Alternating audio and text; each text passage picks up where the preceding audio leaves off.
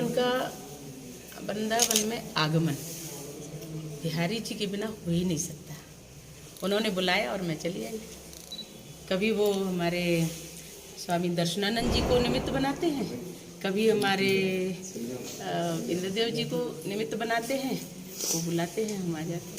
आप भी एक संत हैं, धीरेन्द्र कृष्ण। जिस तरीके से धार्मिक चीज़ों को लेकर जो इस समय हाहाकार मचा हुआ है, उसको लेकर क्या कहेंगे? कोई हाहाकार नहीं मचा हुआ है।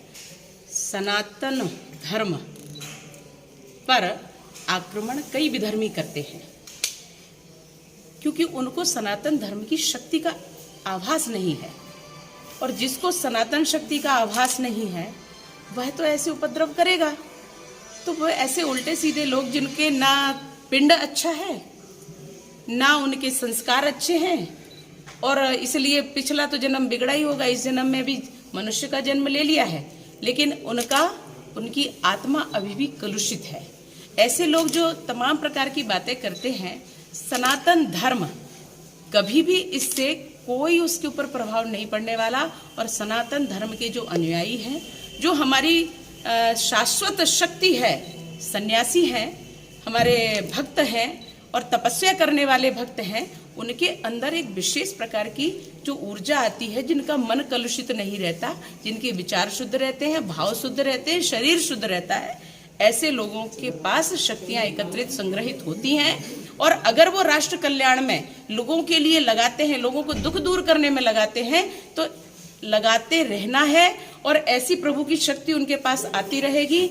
पंडित धीरेन्द्र कृष्ण शास्त्री जो कर रहे हैं, और उनके अंदर जो शाश्वत शक्तियां हैं, जो प्रभु की दी हुई शक्तियां हैं, ये हर किसी को प्राप्त नहीं होती हैं। इसको चाहे कोई मॉडर्न भाषा में कुछ भी कह ले, माइंड रीडिंग कह ले या अन्य कुछ और उपाय लेकर के आए, तो माइंड रीडिंग साइंस के अनुसार कहा जा सकता है।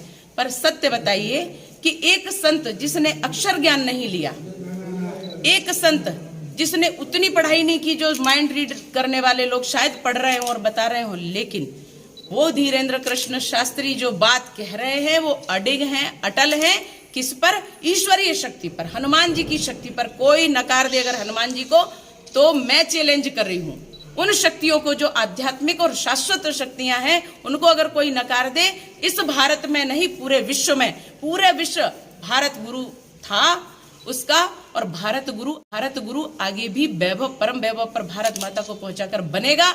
और इसके श्रेणी में हमारे धीरेन्द्र कृष्ण शास्त्री जो कार्य कर रहे हैं, उनको हम खूब खूब आशीर्वाद देते हैं कि प्रभु उनकी शक्ति और उनके कार्यों को अनंत प्रवाह में प्रवाहित करें और वो निरंतर हमारे राष्ट्र की सेवा करते रहे। दर्द किसी को भी, वामपंथियों को इसलिए और किसी चीज का नहीं है। उनको है कि हिंदुत्व क्यों बढ़ रहा है, उनको है कि धर्म क्यों बढ़ रहा है इनके माध्यम से, उनको है कि इनको पूजा क्यों जा रहा है, उनको ये पीड़ा है कि कहीं राष्ट्र परम वैभव पर ना पहुंच जाए। जो हमारा संकल्प है, जो हम पहुंचाने के लिए लगे हैं, चाहे पंडित धीरेन्द्र कृष्ण शास्त्री जी हो और चाहे अखंड भारत के होने के करवाने के प्रणेता हमारे स्वामी श्री राम भद्राचार्य जी महाराज हो, चाहे साध्वी प्रज्ञा सिंह ठाकुर हो, चाहे सनातन धर्म हो, और चाहे हमारा साधु संत हो, जो सनातन धर्म कहेगा करेगा, उसको कभी कोई आंक नहीं सकता। और विधर्मियों की तो दृष्टि होती ही नहीं उस प्रकार की, इसलिए विधर्मी सदैव परास्त होंगे और राष्ट्र हमारा परम पर पहुंचेगा। रामचरितमानस को लेकर देखिए, मैंने क्या कहा आपको, हर किसी का नाम लेकर के अगर आप कोई प्रश्न करेंगे, मुझे लगता है उत्तर एक में ही समाहित है।